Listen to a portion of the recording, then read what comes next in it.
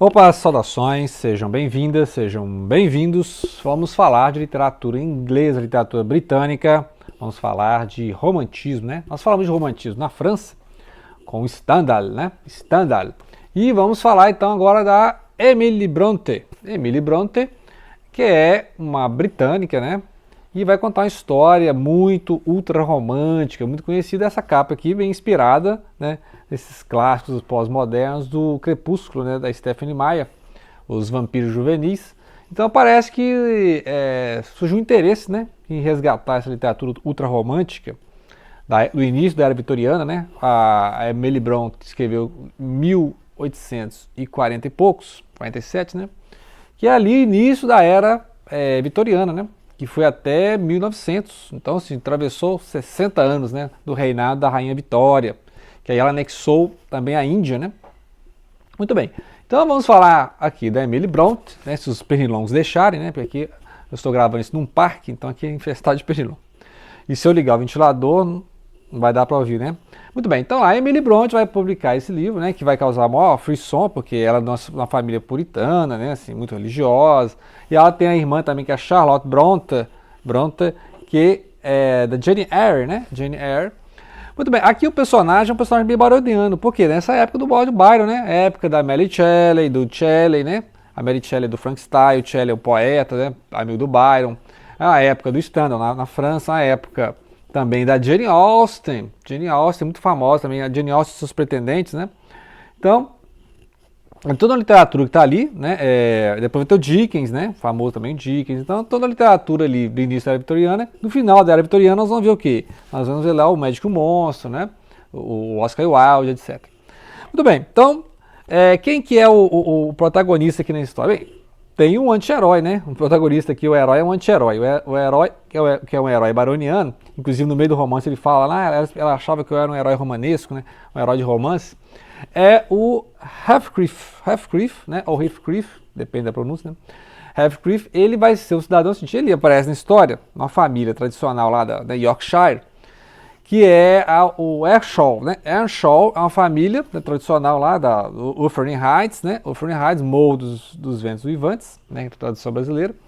Então, em Wuthering Heights vai ter essa charneca, né? Um campo lá, uma área muito ventosa, né? Assim, uma área muito tempestuosa, por isso que o Morro dos Ventos Uivantes, né? Porque o vento faz muito barulho, bate as janelas, as portas, né? Tipo casa fantasma. Então tem algo meio gótico nisso aqui também, né? Daí a inspiração para esses góticos pós-modernos dos vampirinhos. Mas é interessante, porque aí vai acontecer justamente isso. Vai acontecer que um locatário da Granja dos Tortos, né, a Granja da Cruz dos Tortos, né, o Thrush Cross, local, lá, né, no mesmo propriedade do senhor Heathcliff. E aí o senhor Lockwood vai lá alugar esse local, né? E aí ele vai ter contato com esse pessoal, os reclusos, né? Do Heathcliff, que é um cidadão meio recluso, meio complicado lá, meio passional, né? E aí, a partir da senhora Nelly, que é uma das serviçais da casa, uma governança, ele vai conhecer a história, né? A história dessa família muito tumultuosa, muito passional. Então, logo no início da história, ele vai se abrigar na casa, né? E vai para um quarto que é pouco usado, o quarto fica lá no cantinho, lá no sótão, né? E aí tem uma noite meio fantasmagórica, né? Porque ele lê lá acha uns diários, uns livros lá na estante, começa a folhear, aí pega no sono, aí tem muita ventania, as janelas batendo, e aí de repente ele viu uma mão saindo da janela, uma coisa assim, entrando, né? Na verdade, entrando para dentro da... E aí ele parece que ele viu um fantasma, enquanto as pessoas que ele viu um fantasma, etc. Então parece que é um livro de fantasma, uma coisa assim, né? Na história meio começa assim. Então você tem um narrador, né, que é o seu Lockwood, não é um narrador assim, que sabe tudo, ele tá entendendo a história tanto quanto nós estamos entendendo. E aí ele tem um outro relato, e no meio do relato da senhora Nelly, né, vai aparecer cartas, trechos de cartas, né, outros relatos que ela ouviu de terceiros, né. Então assim, é um mise-à-bim, né, mise-à-bim, que é aquele negócio assim, é uma narrativa dentro de narrativa, né. Lembra um pouco Frankenstein também, que o Frankenstein tem um narrando, que narra para o outro, e aí tem o Victor Frankenstein narrando, etc, né. E tem a narrativa do próprio monstro do Frankenstein, né? Então, é uma narrativa dentro de narrativas. E aí, então, você vai aprendendo junto, né? E aí podemos separar em duas partes também a história, porque são duas gerações, né? Então, o Heathcliff, ele é uma criança, na primeira parte, ele é trazido, né, para a casa dos Earnshaw, E aí ele é tratado muito mal, né? Porque os filhos do Earnshaw, lá, do senhor da senhora Earnshaw, não gostaram do menino, né? Que o pai fez uma viagem a Liverpool, trouxe a criança, que é meio cigana, assim, né? Não sabe quem é o pai e quem é a mãe, não é esclarecido isso. E aí as crianças não aceitam, né? Quem que, né? Daí começa a brigar por causa disso. Só que enquanto o menino lá, o herdeiro, né? O Hindley, né? Hindley, deixa eu conferir o nome dele aqui. O Hindley, ele vai hostilizar de cara, né? O menino lá, o novato, mas já a Catherine, né? Catherine vai realmente gostar de brincar com criança, e aí vai surgir essa paixão tempestuosa da adolescência, né? Mas só que, obviamente, o Heathcliff né? É um Zé Ninguém, né? É reduzido a um serviçal, não pode nem se educar, e aí ele... Peguei um pernilão. Aí ele vai ser, né, hostilizado pela família e vai se sentir ressentido por isso. Então ele vai se vingar na segunda parte. Por quê? Porque aí depois, né, o senhor e a senhora Earnshaw vão falecer de idade e tal. E aí vai ter essas brigas, né, que a gente vai ver no próximo vídeo. Eu vou entrar mais nessa questão do enredo, que vai ter essas questões, são duas gerações de sofrimento, né? Porque ele não vai poder casar com a Catherine, né? Por mais que eles tenham esse amor romântico, ultra romântico, né? Amor assim, que a ideia de que amor sobrevive, né? Que o amor nunca morre, né? Porque aquele fantasma lá da janela é a Catherine, né? Que ela morreu no parto, né? Ela casou com outro, no caso ela casou com o Edgar, né? É muito personagem que ela casou com o Edgar. Ela tem uma filha que é a Catherine, né? Chamada Catherine também. Só que aí é a outra Catherine, né? Que é, por exemplo, quando o senhor Lockwood chega na fazenda, ele vai ser recebido lá na família, e aí tem uma jovem Catarina lá. Você vê, jovem Catarina é a filha da Catarina Earnshaw, que é aquele fantasma lá da janela, né? Então tem assim, são duas gerações. Então por isso que o romance podemos dizer que tem duas partes.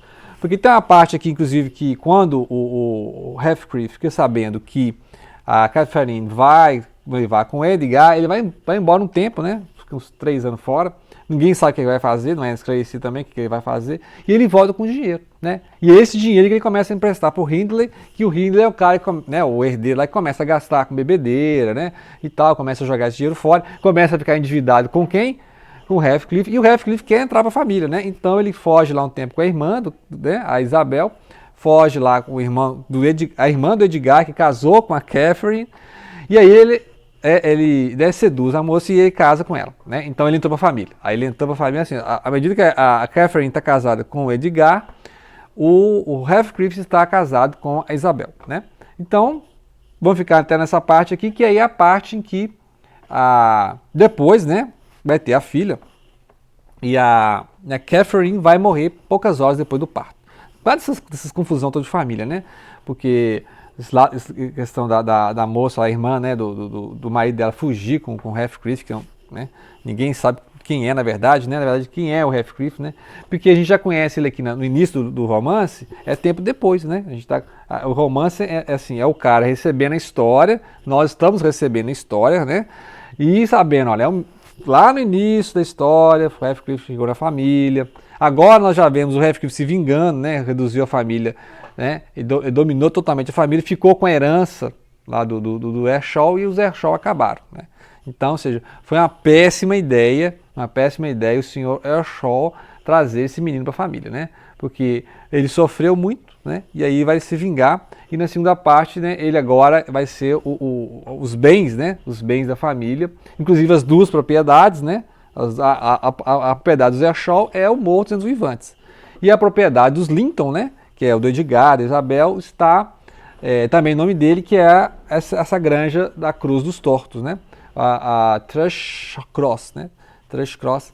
Então é interessante isso. Agora, interessante que o ultra-romantismo está na moda mesmo, né? Fizeram um filme um tempo atrás aí, romantismo e ultra-romantismo. Porque fizeram um filme sobre a Jane Austen, né? Inclusive tem a Anne Hathaway. Fizeram agora, nesse ano, o filme da Emily, né? Da Emily Brontë, mostrando lá o caso, como é que é a família dela, né? Aquele puritanismo todo, né? Então eu não peguei que foi o nome vou até colocar depois aí o nome do diretor, mas é um filme baseado, biográfico, assim como aquele de Jane Austen, né, que é Amor e Inocência, 2007, da Jane Austen, com a Anne Hathaway. também foi biográfico. Então, assim, quem que é a Jane Austen e tal, né? Fizeram também da Mary Shelley, né? A Mary Shelley criando o Frankenstein. Então tá na moda, assim, recriar esses personagens e os autores da era romântica, né? Então já fizeram um filme com Keats, que é um poeta romântico, né? Fizeram um filme com Byron, fizeram um filme do Mary Shelley, Jane Austen.